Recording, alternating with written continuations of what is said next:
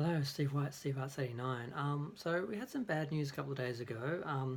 The Anas Adine um, lawsuit against Discovery um, failed. Basically, um, why did this not open up? They basically said yes, Discovery used a giant blue tardigrade that travels in space, but he doesn't travel in space closely enough to how he travelled in space in your game.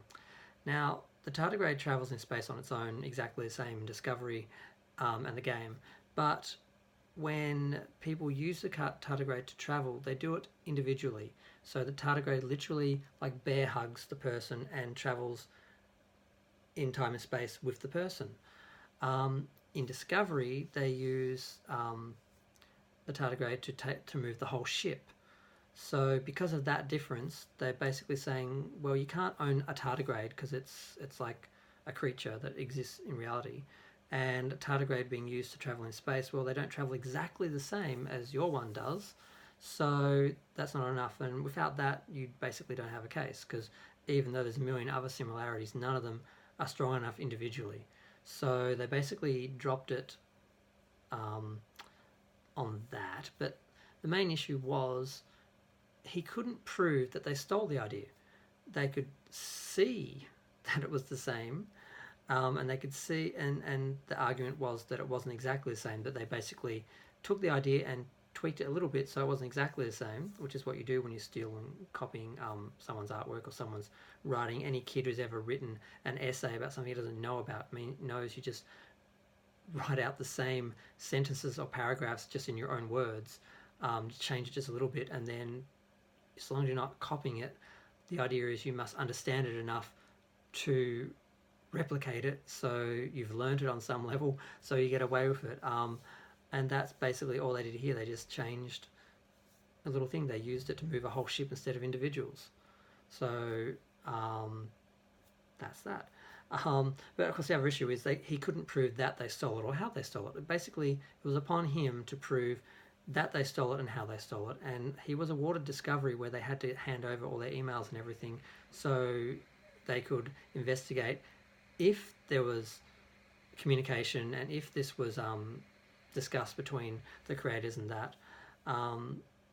Obviously, nothing came up in that, whether that's because they managed to hide it or it didn't exist because the discussions happened in person in brainstorming sessions or offices or in the story rooms. So I'm guessing there was no paper trail or email trail of the ideas and who suggested it or how they actually came to actually use it. So he couldn't prove that they took it or how they took it. He could show that it was the same, but he couldn't prove that they actually stole it when we pretty much know they did. So that's one issue. um, but yeah, it's just sad because we know that they basically saw his game and took the elements and used it, and they were wrong for the series, and the worst part of the show was that it was basically tardigrades. That it was this spore drive and the tardigrade and these characters that weren't very Star Trek. Even the uniforms, they stole the color uniforms, the blue uniforms, basically. That looks like it came from that, but not as good because even if they weren't stolen, his idea was still better. Whereas they did have these big jumpsuits, but they were different colors. They were yellow, green, blue, different colors for different areas, much like Star Trek, but the whole suit, not just a line of metallic color, which is all they did.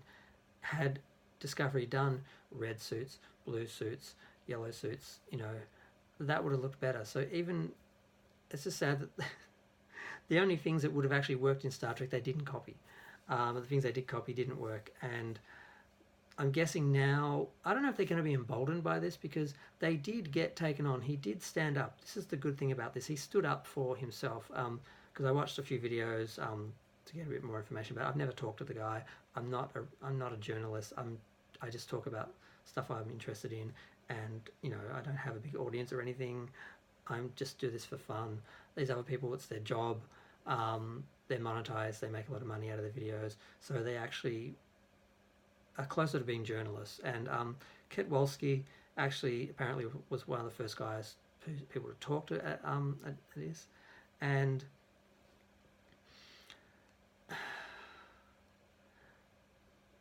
he sort of went on about how it's good that he stood up because he was wronged. He felt he was wronged, and he tried to speak to them. They wouldn't even talk to him. They wouldn't show him even the respect of speaking to him.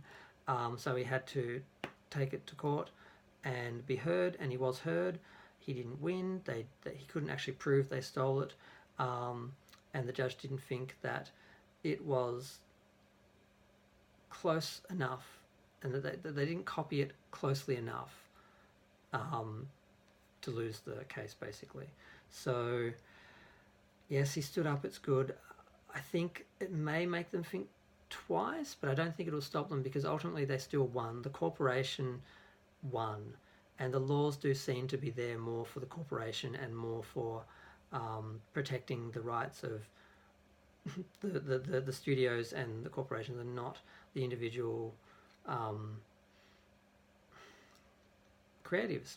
He should have gotten money out of this because they took his idea and made a lot of money out of it, and partially destroyed a show in the process. So there's nothing good about it. Neurotic also pointed out that Kurtzman and Orky already had a plagiarism issue. They basically stole a story which became now I forgot the name of it. Damn it. Oh God, it was that Michael Bay one with Ewan McGregor, where they were cloning people for body parts, and someone already wrote this story a long time ago. There was a book Spares that they bought the rights for, and then there was another person who wrote a book called Parts: The Cloner's Horror, and they basically stole that idea, and they settled out of court. So, they basically lost. If you have to settle out of court, you kind of lost.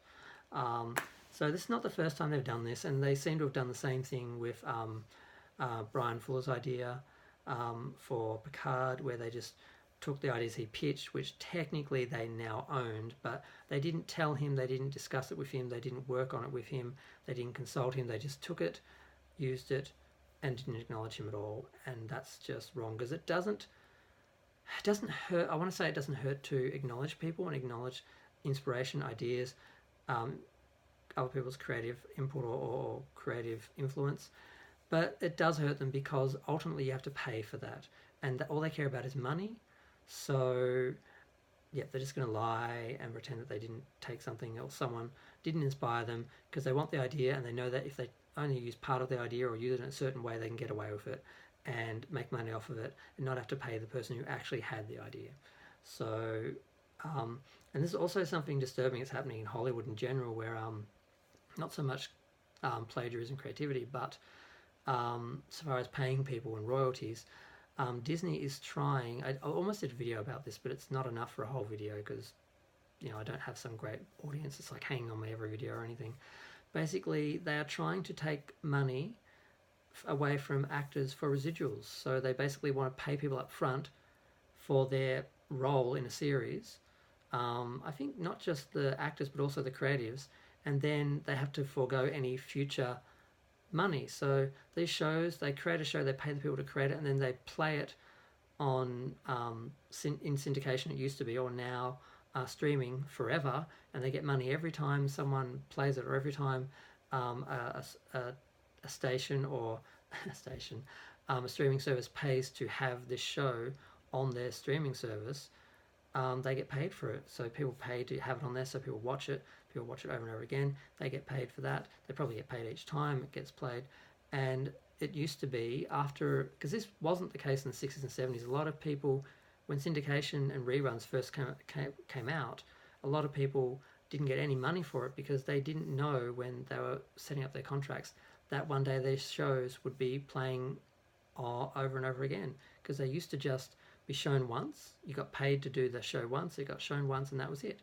Now they live forever, and the studios get money every time it's played or every time it's sold for a period of time.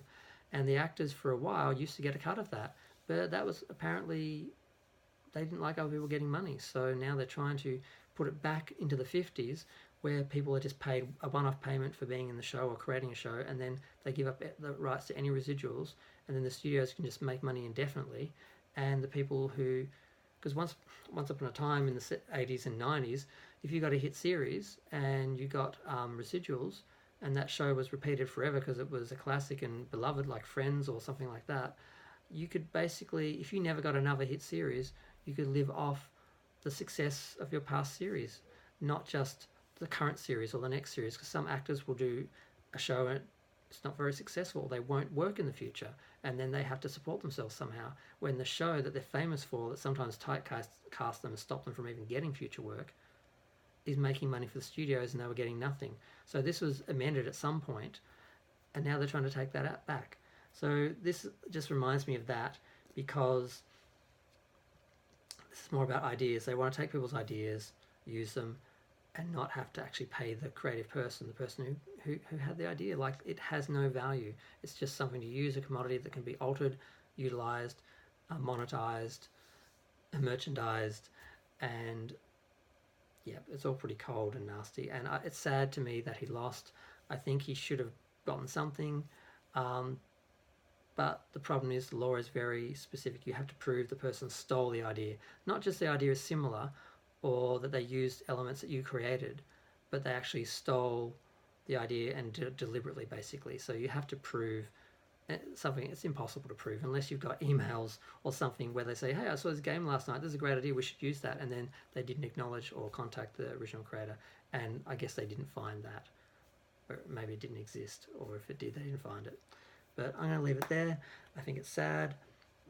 I guess we won't hear from him again. But the only good thing about this, I guess, if he can't sue them for using his ideas, they can't do the same. So he should be able to continue on with his game in theory, and they can't say, oh, you stole our idea for Star Trek Discovery for your game.